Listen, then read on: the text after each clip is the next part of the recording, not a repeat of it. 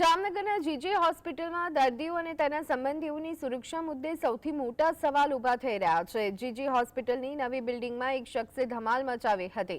બેકાબૂ બનેલા વ્યક્તિએ હાજર સિક્યુરિટીની ખુરશી, ટેબલ સહિતની ચીજવસ્તુઓ ઊંધી વાળી દીધી હતી। આ પછી સિક્યુરિટી ગાર્ડ દર્દીઓને સંબોધી અને અટકાવ્યા અને ત્યારબાદ સમગ્ર બનાવની પોલીસને જાણ કરવામાં આવી। આ ઘટનાના સીસીટીવી ફૂટેજ પણ સામે આવ્યા છે।